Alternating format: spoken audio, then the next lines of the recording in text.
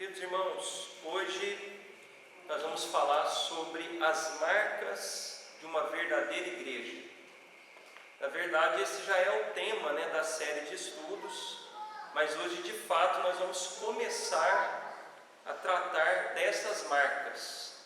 Obviamente que nós vamos falar apenas de uma, porque o tempo não vai nos permitir falar de todas as marcas que pelo menos os reformadores aqui nos deixaram de legado, Eles apontaram 3 marcas de uma verdadeira igreja, mas nós vamos falar hoje apenas da primeira, amém?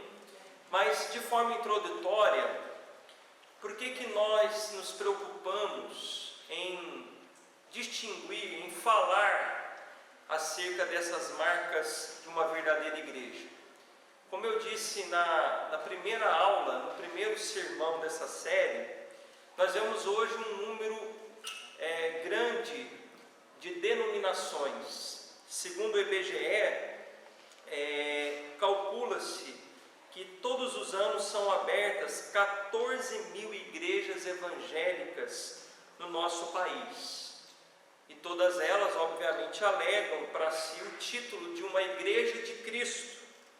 Mas nós sabemos que não é bem assim, Infelizmente, quando nós olhamos para o cenário do nosso país, nós identificamos com muita rapidez de que boa parte dessas igrejas, de fato, não são igrejas de Cristo, não são verdadeiras igrejas.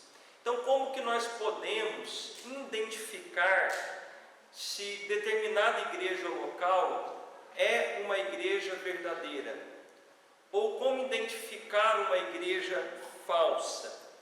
Então hoje nós vamos tratar de forma específica sobre essas marcas que nos ensinam como identificar uma igreja verdadeira, O que nós precisamos ver nessas igrejas para que a gente possa afirmar sem medo de que ali está uma igreja verdadeira, Então, os pais da igreja, irmãos, lá no século II, eles já diziam sobre marcas de uma igreja verdadeira.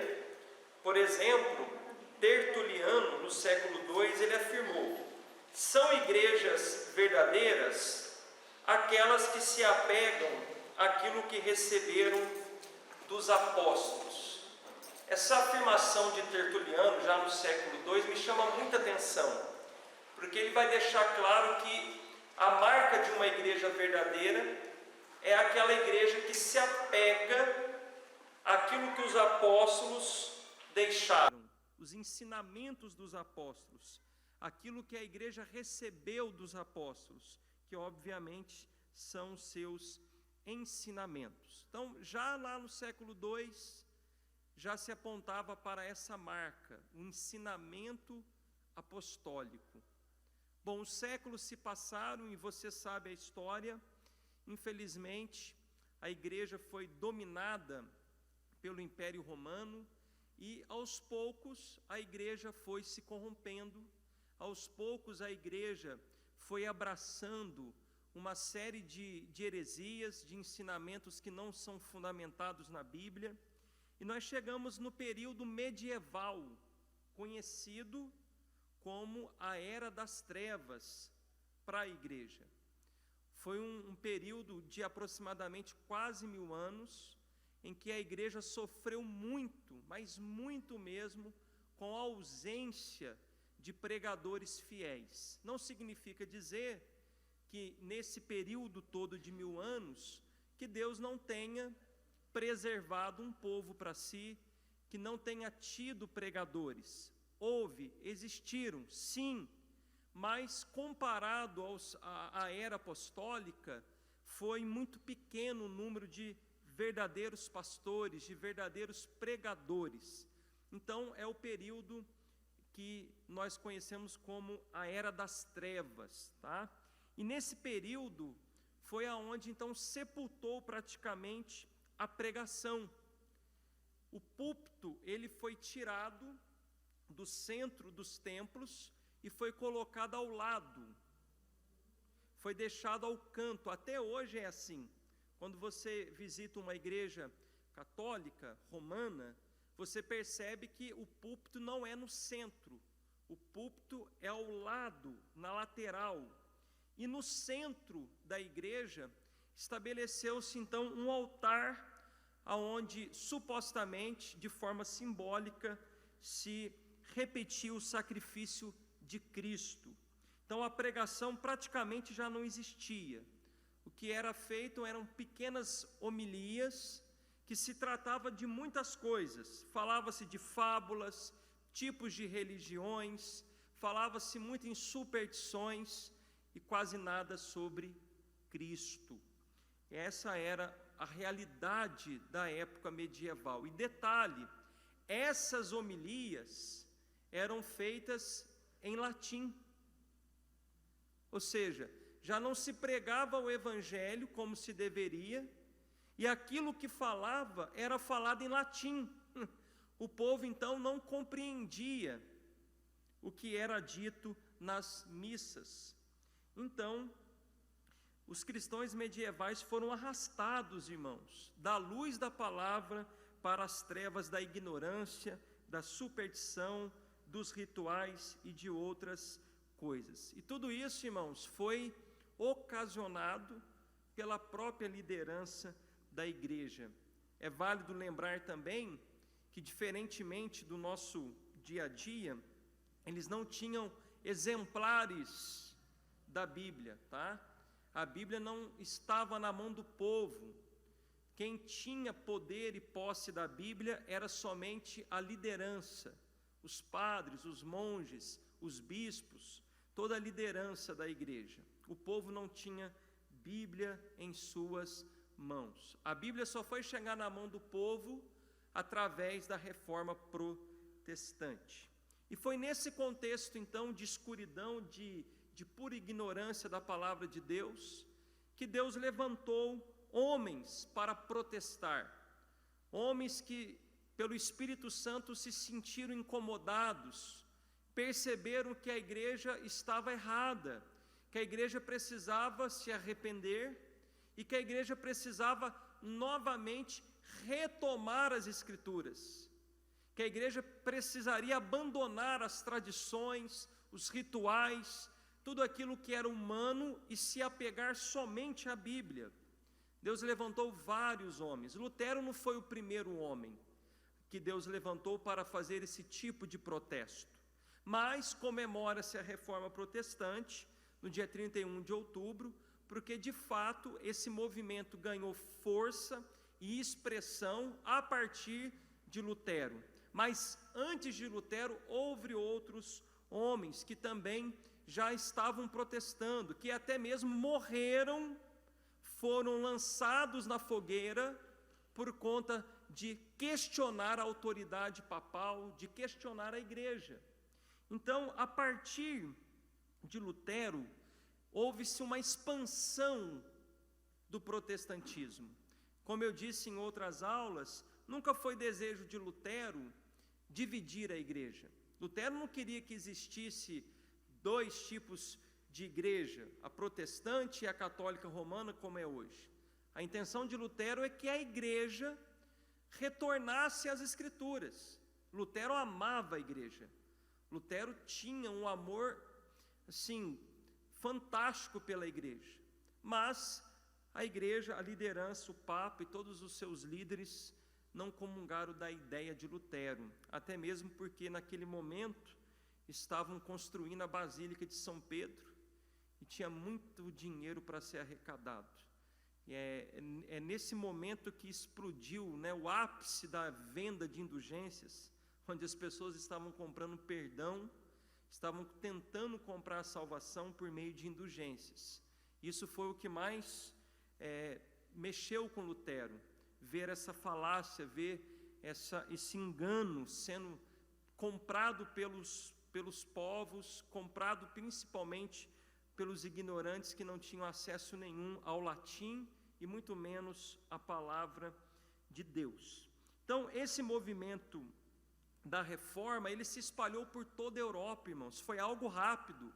A reforma começa ali, então, em Lutero, né? Como eu disse, houve os pré-reformadores, mas esse movimento todo ganha força na Alemanha, mas rapidamente ele vai para outros países ao lado da Alemanha.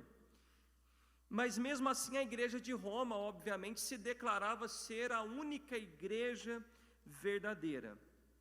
Então foi nesse momento que os reformadores começaram então a se referir e a tratar acerca das marcas de uma igreja verdadeira. Porque Roma dizia que ela era a igreja, a única igreja. E os reformadores vão dizer não. Nós temos uma única igreja que ela é, como eu já ensinei, invisível. É aquela que é composta somente por todos os verdadeiros cristãos. Ela é universal, ela é católica no sentido de abranger todos os crentes de todo o mundo e de todas as eras. Mas quando se trata de igrejas locais, nós temos sim como distinguir uma igreja verdadeira de uma igreja falsa. O conceito da Igreja Católica Romana é de que a igreja por si só, ela é verdadeira. Como eu disse, eles creem na sucessão apostólica, eles creem que a igreja verdadeira, ela recebeu a sucessão de ofícios, de pessoas, e eles então entendem que a igreja, ela nunca vai deixar de ser verdadeira, ela nunca vai deixar de ser fiel. Mas as igrejas locais, sem dúvida alguma, elas podem se afastar da verdade, e isso é bíblico. Você vê o próprio Senhor Jesus Cristo no livro do Apocalipse, nas cartas que ele mandou às 7 igrejas da Ásia, ele já estava repreendendo igrejas, a ponto de ameaçá-las, de exortar, dizer, se você não se arrepender, eu vou vir contra você e vou remover o seu castiçal, eu vou fechar as suas portas.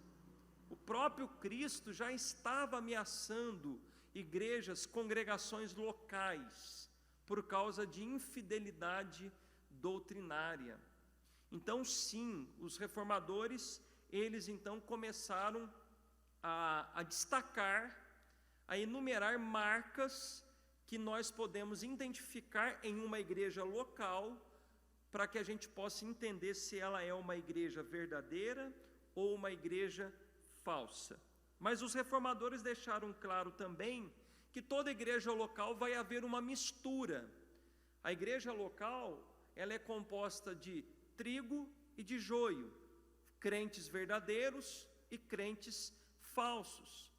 Um outro ponto que eles deixaram claro é que não vai existir uma igreja local infalível e que toda igreja local vai ter algum erro ou algum tipo de corrupção. Quando é corrupção, eu estou me referindo no sentido de impureza. Então toda igreja ela tem essas dificuldades, mas os reformadores bradaram dizendo o seguinte: toda igreja local ela deve se submeter à autoridade da palavra de Deus. E como eles consideraram a Bíblia como o único padrão de fé, o único padrão que a igreja deve seguir, então é por meio desse padrão da palavra de Deus que eles vão tirar as marcas de uma verdadeira igreja, que vai distinguir de igrejas falsas. Então, eles falaram de inicialmente 2 marcas. Primeira delas, toda igreja verdadeira, ela é comprometida com a pregação pura do Evangelho, com a pregação correta do Evangelho. Lutero, quando escreveu a sua primeira confissão de fé de Augsburgo, em 1530, ele fala sobre essa pregação correta do Evangelho. João Calvino e todas as outras confissões de fé em outros países europeus, todas elas pregam que a principal marca de uma igreja verdadeira é a pregação correta do Evangelho, ou a pregação pura do Evangelho.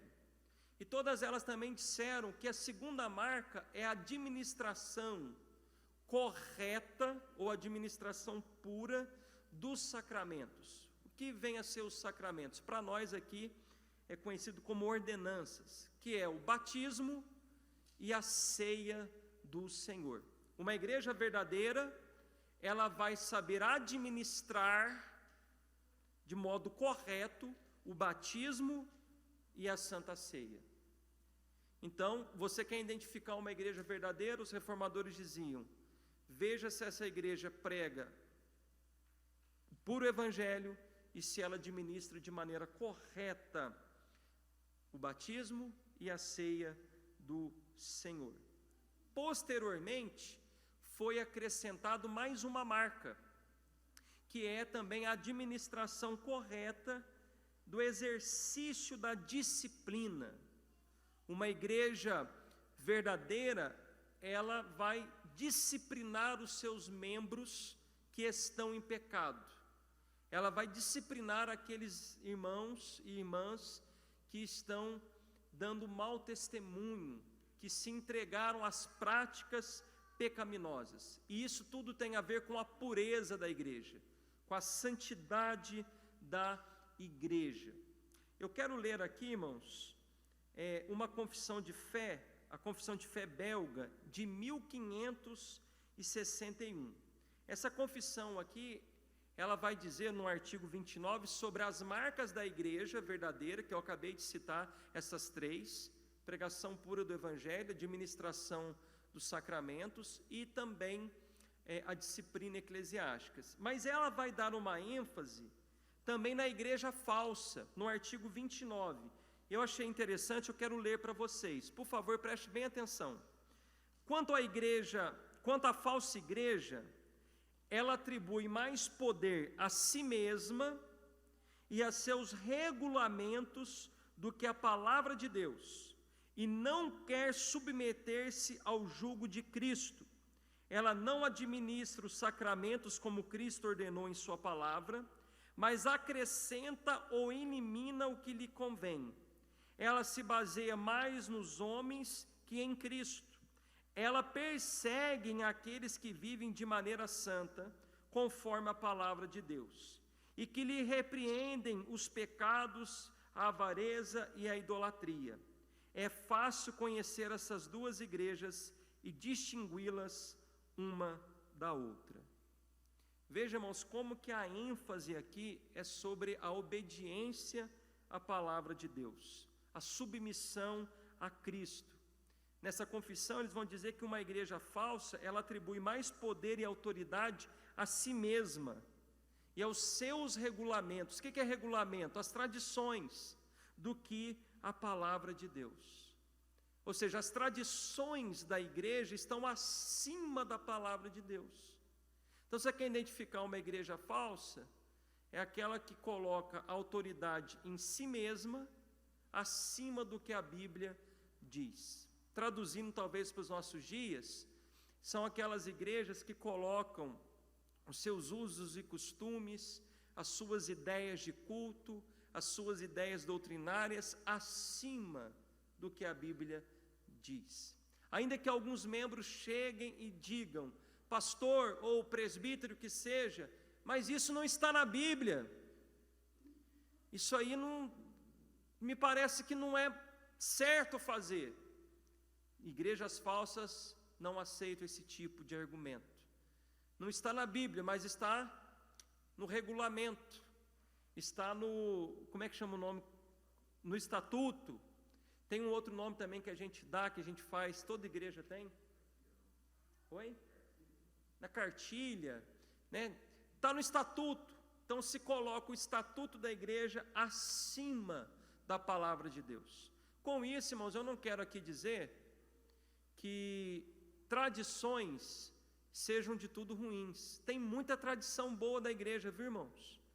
Tem muita coisa importante que vem da tradição, mas essas tradições, elas são válidas e boas quando elas se submetem ao crivo da palavra de Deus, ou quando elas não chocam aquilo que a Bíblia ensina. Então, eu não quero que vocês pensem que a gente tem que descartar. Falou em tradição, tudo é ruim. Não, tem tradição que é importante, mas elas não podem estar acima da palavra de Deus. Então, a reforma protestante foi um retorno às Escrituras, Uma das grandes obras que a Reforma Protestante trouxe foi trazer de volta a centralização da pregação da palavra de Deus na igreja. Irmãos, é emblemático o fato de que os reformadores, uma das primeiras coisas que eles fizeram, eles pegaram o púlpito, que até então nas igrejas estavam de lado, bem de escanteio, e colocaram o púlpito novamente no centro da igreja, para dizer o seguinte: a centralidade da igreja é a palavra de Deus. Então isso já foi algo assim, diferente demais aos olhos do povo, porque eles já não estavam mais acostumados em ver um púlpito no centro da igreja, mas de escanteio, desprezado. Eles tiraram os altares do centro da igreja, excluíram os altares, e aqui eu quero fazer um pequeno comentário. Por isso que o mais correto, quando você se referir ao local onde os pastores sentam e pregam, é chamá-lo de púlpito e não de altar. É púlpito. Aonde que o pastor está? No púlpito e não no altar, correto? Esse é um costume melhor entre nós cristãos protestantes. Então agora a pregação toma de novo o lugar central da igreja. Então agora os reformadores, eles pregam com a Bíblia aberta, eles pregam o que a Bíblia diz, eles começam a trabalhar com tradução de Bíblia, e rapidamente, em poucos anos, a Bíblia já está nas mãos do povo. O povo agora tem acesso à Bíblia, e agora não se prega mais em latim, se prega no idioma do povo. Agora o povo vem para ouvir a palavra de Deus. Agora o povo ouve a palavra, entende a palavra e tem condições de obedecer a palavra e viver a palavra. Então é uma mudança drástica. Com isso, irmãos, temos vários benefícios espirituais, mas também sociais. Você sabia que a Europa é o que é depois da Reforma Protestante? Por que que a Europa começou a ser alfabetizada? Por que que a Europa começou a ter um nível de escolaridade muito acima dos demais continentes? Por causa da Reforma. Porque a Reforma impulsionou a alfabetização. Porque a Reforma colocou na mão do povo Bíblia, quem não sabia ler começou a querer ler, começou a querer aprender.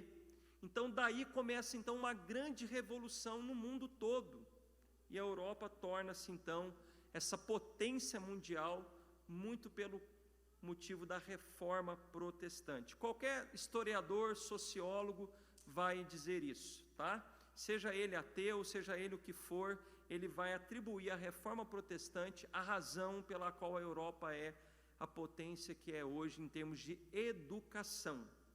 Mas vamos lá, a pregação que foi então centralizada como marca, né, a pregação fiel é a marca principal da igreja, ela é realizada em dois aspectos. Primeiro, ela é pregada na igreja, com o propósito de edificar a igreja, com o propósito de trazer fortalecimento na fé, de exortar o povo de Deus.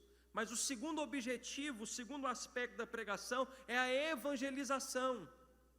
Então, a pura pregação é em dois aspectos: internamente, para edificar a igreja, para proporcionar à igreja conhecimento de Deus, conhecimento da vontade de Deus, edificar a fé do povo de Deus, mas também para evangelização, para proclamar ao mundo que Jesus Cristo é o Senhor e Salvador.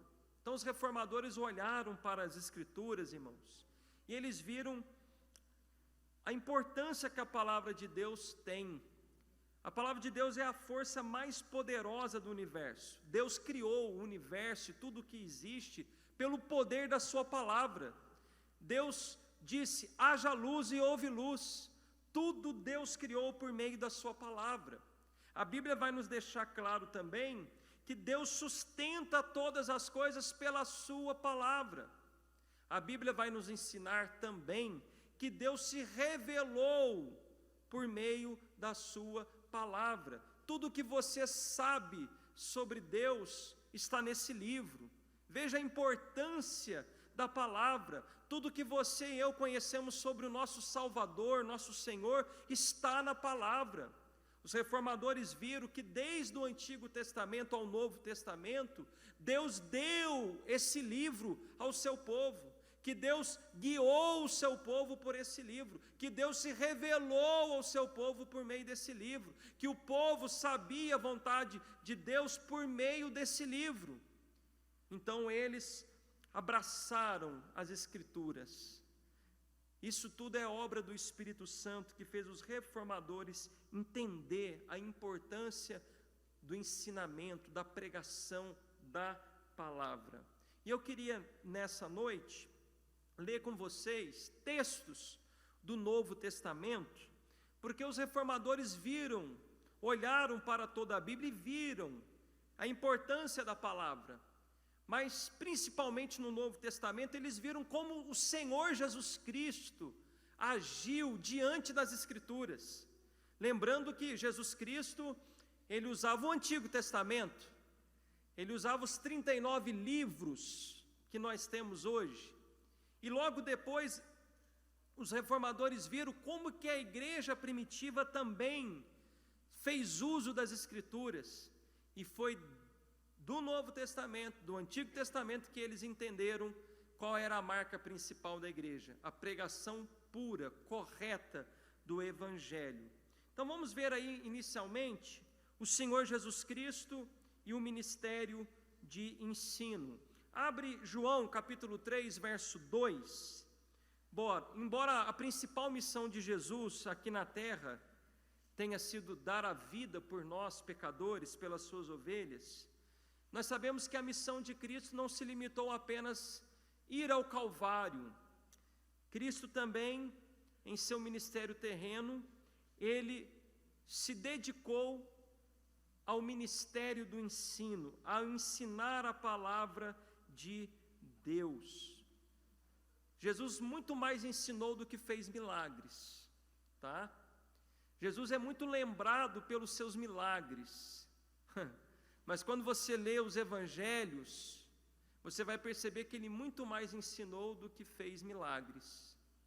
A ênfase principal de Cristo no seu ministério terreno não era cura, era ensino. Ele curou muito, fez muitos milagres, mas o seu principal propósito era ensinar a verdade de Deus, era trazer a revelação de Deus. Cristo tem muitos títulos, o chamaram de muitas coisas, mas o título que mais lhe deram foi mestre. Das 90 vezes nos evangelhos em que as pessoas se dirigiram a Jesus, 60 delas se dirigiram a ele como mestre. Mestre, ou seja, olha a importância do ministério de ensino de Cristo. As pessoas o reconheciam como mestre, o mestre dos mestres. Olha aí, João 3, verso 2. Rabi, que é mestre, né? Significa mestre. Bem sabemos que és mestre vindo de Deus, porque ninguém pode fazer esses sinais que tu fazes, se Deus não for com ele.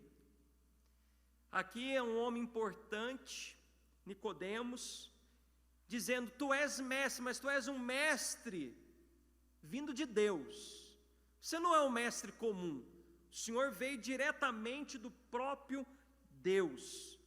Então, repito, das 90 vezes em que pessoas se dirigiram a Cristo nos evangelhos, 60 delas se dirigiram a Jesus como mestre, reconhecendo Jesus como um grande ensinador, como alguém que veio pregar e ensinar as verdades do reino de Deus.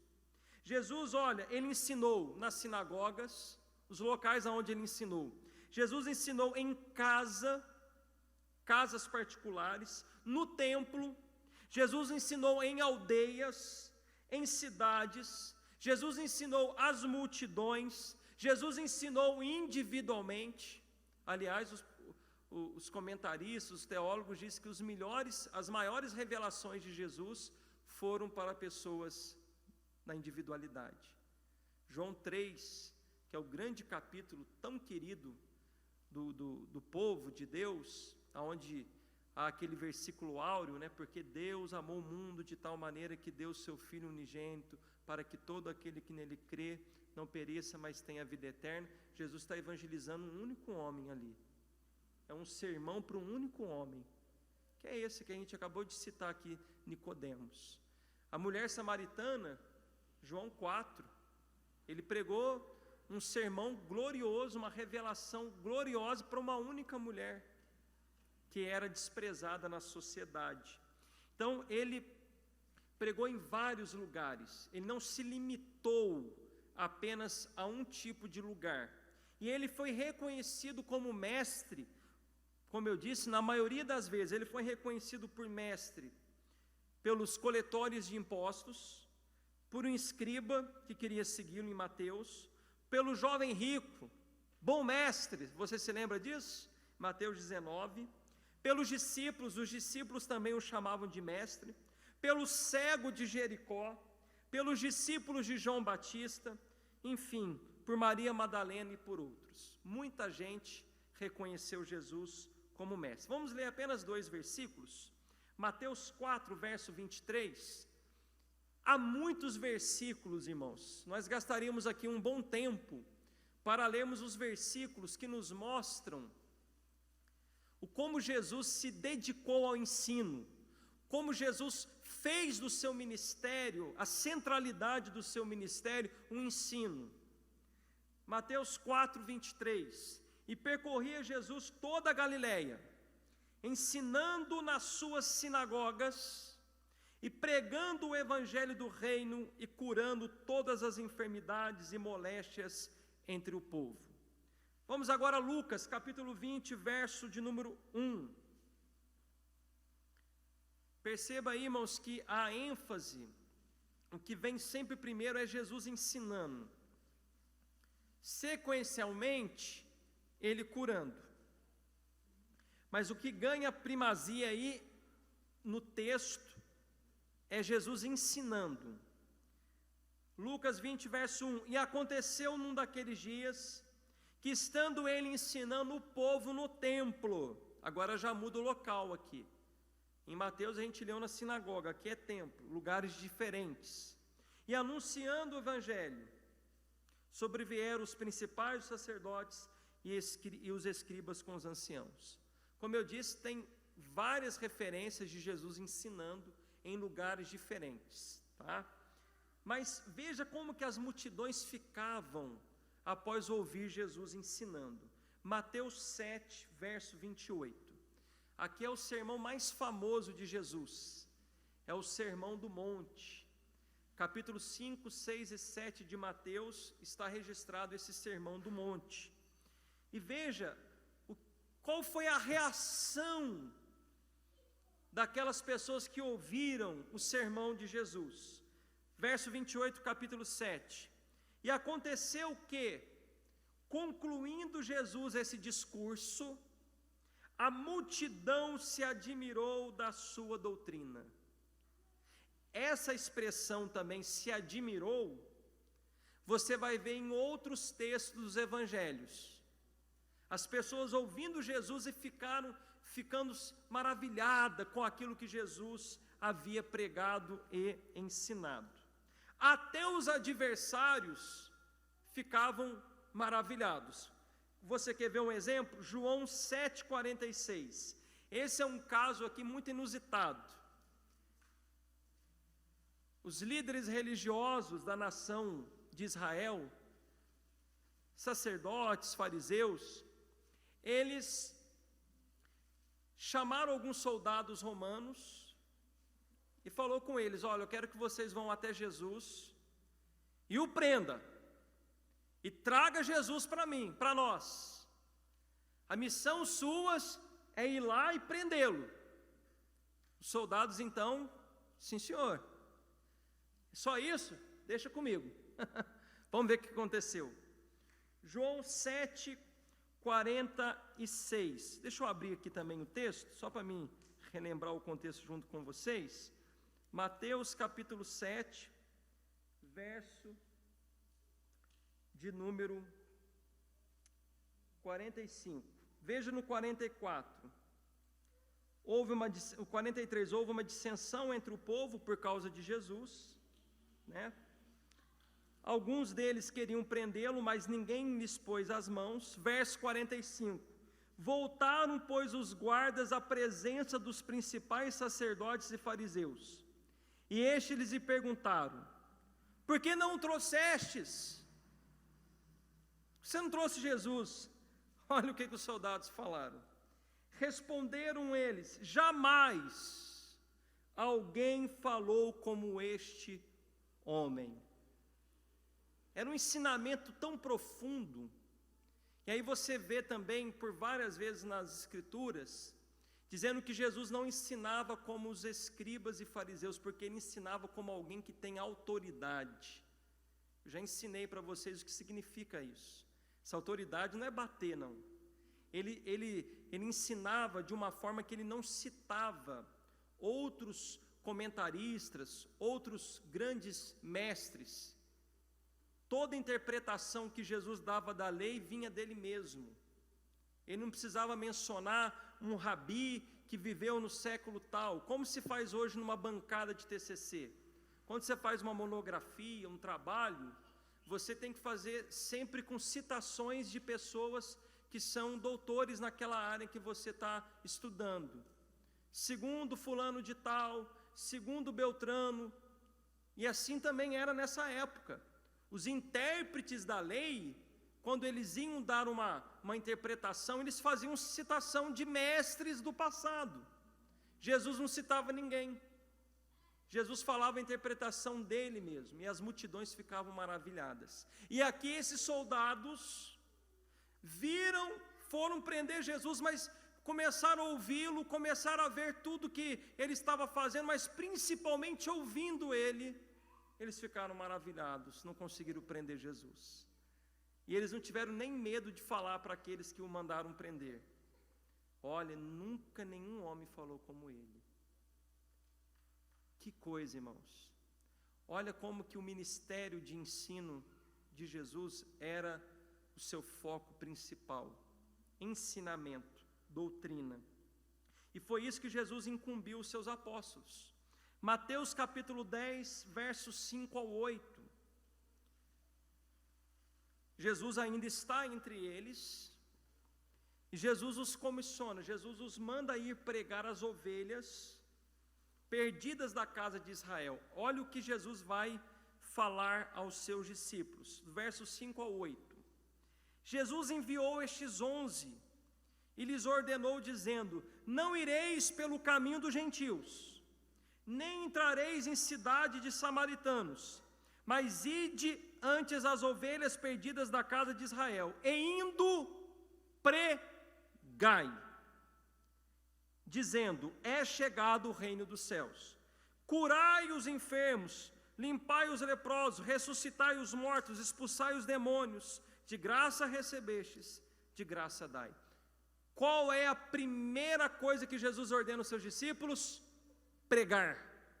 Depois vem cura, depois vem milagre. E os apóstolos depois nas cartas vão deixar isso claro também.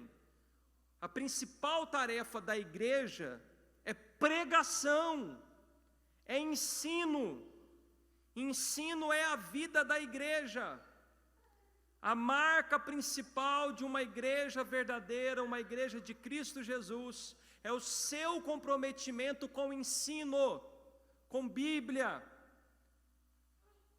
Bom, mas vamos para frente. Mateus 28, verso 19 e 20. Agora aqui já é uma outra comissão. Jesus já havia morrido e ressuscitado. Ele está dando as suas últimas instruções e ordens aos discípulos. E veja o que ele diz em Mateus 28, verso 19 e 20. Portanto, ide, fazei discípulos de todas as nações, batizando-as em nome do Pai, e do Filho e do Espírito Santo. Agora, olha o verso 20. ensinando-as a guardar todas as coisas que eu vos tenho mandado. Olha o destaque, ensinando-as. Não é só batizar. Olhe para mim, irmãos. Não é só batizar. Após o batismo, precisa ensinar os discípulos que foram batizados a guardar as coisas que Cristo ensinou, que Cristo mandou. Então essa é a tarefa principal da liderança, da igreja, ensinamento. E foi exatamente o que os apóstolos fizeram. Vamos ler alguns textos no livro de Atos, especificamente, Atos capítulo 5, verso 42. Atos 5, verso 42. E todos os dias no templo e nas casas, não cessavam de ensinar e de anunciar a Jesus Cristo. Eles não cessavam de ensinar no templo, e aqui era o único templo que existia ainda, que era o templo que Herodes havia reconstruído, uma similaridade com o templo de Salomão, mas eles ensinavam em casa. Perceba que o que os apóstolos mais se empenharam foi ensinar a palavra de Deus. Atos 11, verso 26. E sucedeu que todo um ano se reuniram naquela igreja, veja bem, local, e ensinaram muita gente, e em Antioquia foram os discípulos pela primeira vez chamados cristãos. Atos 18, verso 11. E ficou ali 1 ano e 6 meses, ensinando entre eles a palavra de Deus. Há quem olhe para o ministério do apóstolo Paulo e vê todos aqueles milagres que Deus operou por intermédio dele e dos outros apóstolos, e as pessoas ficam admiradas com aqueles milagres, e tem que ficar mesmo. Mas as pessoas se esquecem de que o principal trabalho que eles realizaram foi ensino. E agora eu quero ler com vocês um texto que deixa isso ainda mais claro. Atos capítulo 20. Deixa eu te explicar aqui o contexto. O apóstolo Paulo foi se despedir dos presbíteros da igreja de Éfeso. Paulo está entendendo que ele está chegando no fim da sua vida e ele sabe que já não vai mais ver aqueles presbíteros. Então ele convoca aqueles presbíteros para se encontrar com ele. E veja o que Paulo vai dizer, não vou ler o texto todo, verso 18 ao verso 20. E logo que chegaram junto dele, disse-lhes: vós bem sabeis, Paulo dando testemunho do ministério dele, desde o primeiro dia em que entrei na Ásia, como em todo esse tempo me portei no meio de vós, servindo ao Senhor com toda a humildade e com muitas lágrimas e tentações, pelas ciladas dos judeus me sobrevieram. Como nada que útil seja, deixei de vos anunciar e ensinar publicamente e pelas casas. Paulo está dando um testemunho do ministério dele. Vocês sabem quanto eu sofri, quantas lágrimas eu desci, mas vocês sabem que eu nunca deixei de vos anunciar aquilo que é importante. E eu anunciei publicamente, como também de casa em casa. Mas vamos ainda um pouquinho mais para frente, verso 26. Portanto, no dia de hoje, vos protesto que estou limpo do sangue de todos, porque nunca deixei de vos anunciar todo o conselho de Deus. Toda a revelação de Deus escriturística, Paulo pregou. Paulo anunciou todo o conselho de Deus. Verso de número até o verso número 27. Então perceba que Paulo está dizendo o seguinte: eu fui fiel no ministério. Eu não deixei nada para trás. Toda a revelação de Deus foi ensinada a vocês. Eu estou isento do sangue de vocês. Eu cumpri o meu ministério. Agora, olha como termina o livro de Atos. Atos 28, verso 31. O último versículo do livro de Atos. Veja o que o Espírito Santo fez. Ele fez questão de deixar claro a todos nós a importância do ensino. Verso 31. Pregando o reino de Deus, ensinando com toda a liberdade as coisas pertencentes ao Senhor Jesus Cristo, sem impedimento algum. Paulo estava preso numa situação dificílima, mas o livro termina com essa afirmação, de que a igreja estava pregando, ensinando as coisas pertencentes ao Senhor Jesus Cristo. A igreja prega sobre a pessoa e a obra de Jesus Cristo. O livro de Atos termina mostrando a igreja cumprindo a sua principal missão, ensinando, pregando Jesus Cristo. E quando você olha lá nas cartas do Apocalipse, como eu já citei aqui, Jesus está repreendendo pelo menos 2 igrejas por conta de erros doutrinários. A primeira delas é a igreja de Pérgamo, que estava tolerando a doutrina de Balaão. Na mesma igreja, a doutrina dos nicolaítas, que já foi ensinado pouco tempo atrás aqui na igreja pelo evangelista Edson. Ele também repreendeu a igreja de Tiatira porque tolerava Jezabel e os seus ensinos. Você vê a importância que Cristo dá à pregação na igreja, que ele repreende 2 igrejas, e elas estão aqui no livro de Apocalipse para nos ensinar de que o negócio é muito sério. Então os reformadores, irmãos, olha que eu citei pouca coisa, como eu disse, nós poderíamos aqui, irmãos, ficar horas e mais horas citando nos evangelhos, em Atos, e olha que eu não abri nenhuma carta com vocês para mostrar sobre pregação, sobre ensino. Os reformadores olharam para toda a Bíblia, Antigo e Novo Testamento, mas principalmente o Novo, e viram que a pregação é a principal marca de uma igreja verdadeira, mas a pregação fiel. Tem muita igreja falsa que tem pregação, mas não tem pregação pura do Evangelho, não tem pregação fiel do Evangelho.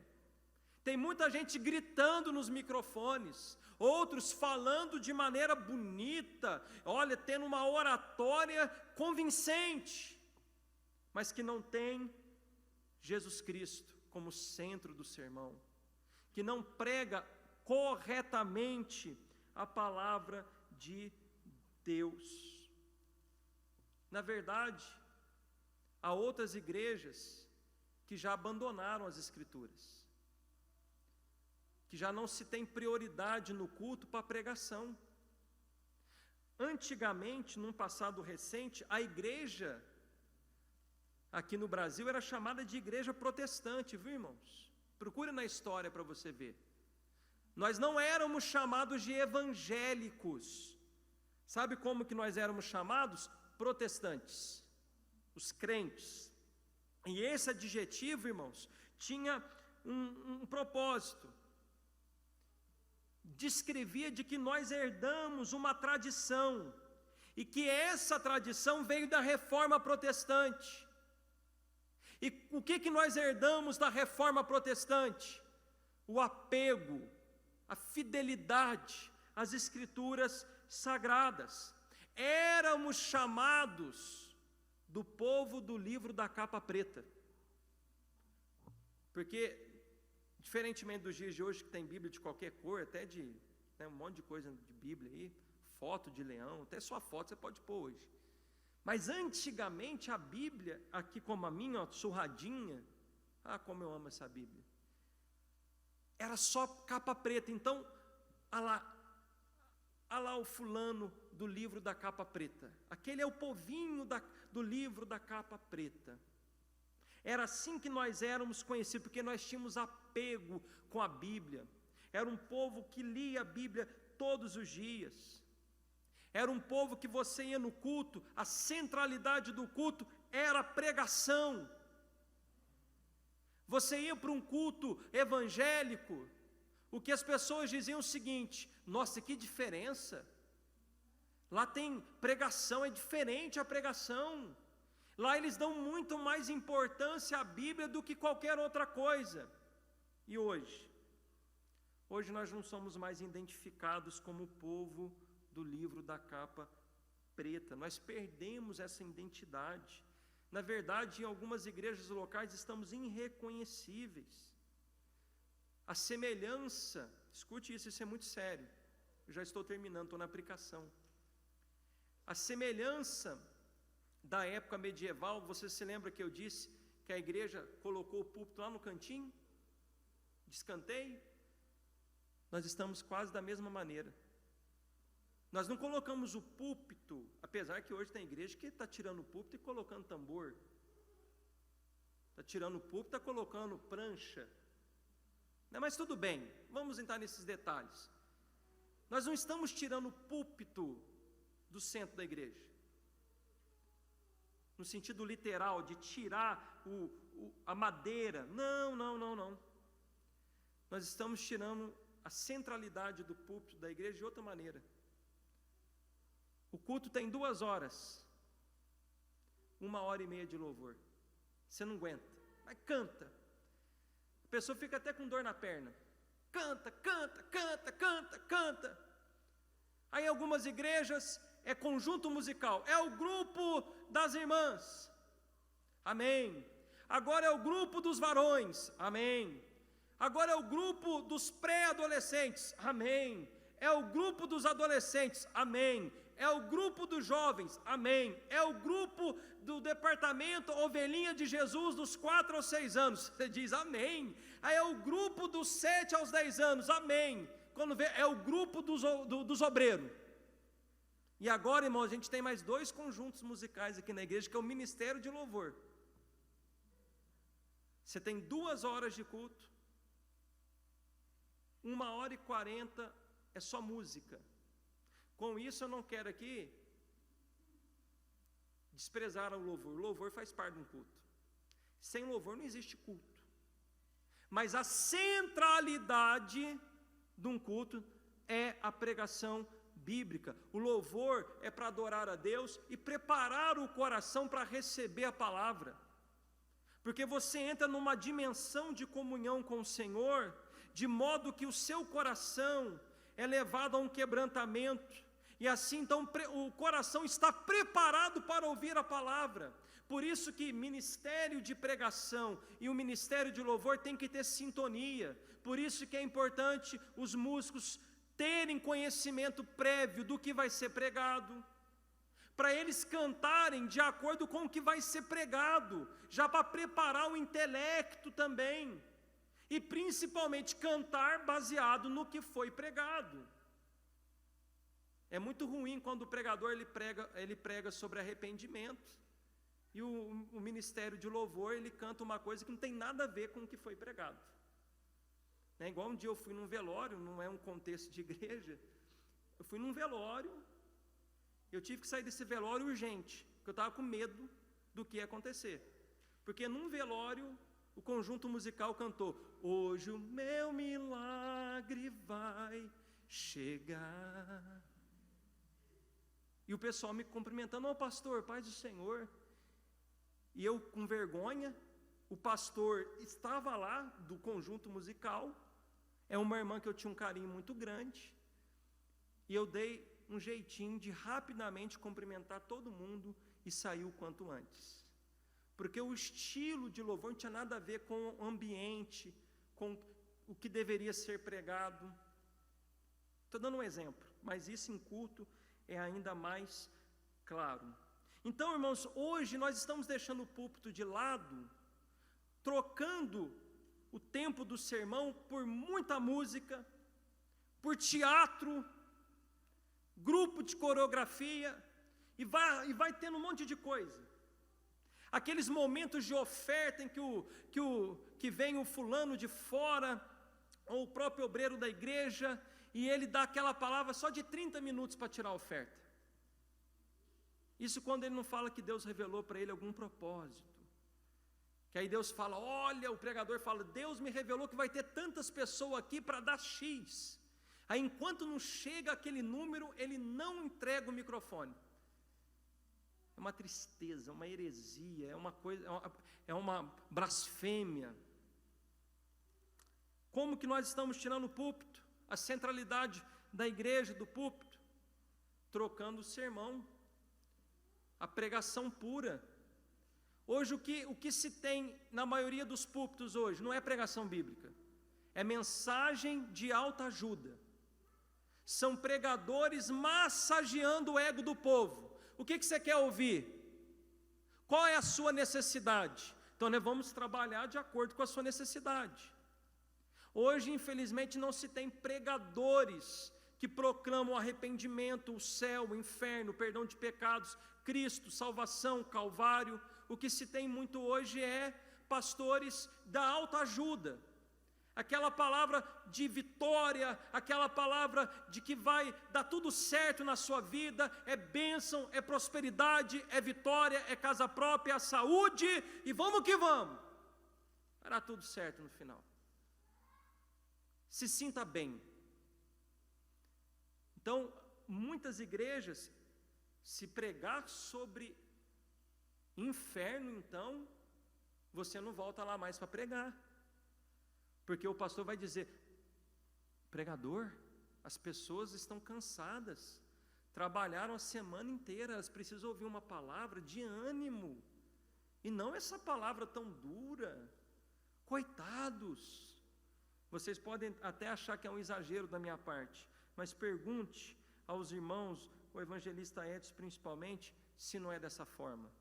Você não recebe mais convite. E eu concluo dizendo o seguinte, irmãos, que infelizmente, sabe como nós avaliamos se uma igreja é boa ou não? Olhe para mim, pela quantidade de membros, pelo tamanho do templo. Aquela é uma igreja boa, hein? Olha, lotada. Não tem uma campanha que lá, ó, não está bombando. Ah, lá vem o apóstolo fulano de tal, lá vem o profeta não sei da onde. Olha, a igreja não tem onde pôr mais gente. E até nós, pastores, infelizmente, caímos nessa armadilha. Sabe quando que nós avaliamos se o nosso trabalho está sendo bem feito? Nas palavras secular, se a gente está tendo sucesso? Pelo número de pessoas que vêm no culto. E sabe como que nós devemos avaliar se a igreja de fato está abençoada? Fidelidade bíblica. Você pode ter um número pequeno e ser uma igreja fiel, e ser uma igreja abençoada. Ser fiel às Escrituras pode acontecer duas coisas. Você pode ter, pela soberania de Deus, um crescimento muito grande, Deus atrair pessoas com sede da palavra para vir à igreja, ou você vai perder muitas pessoas. Há dois exemplos disso nas Escrituras. Mas como que a gente vai medir o sucesso da Assembleia de Deus Missões? Fidelidade bíblica. O tempo que nós damos à pregação também.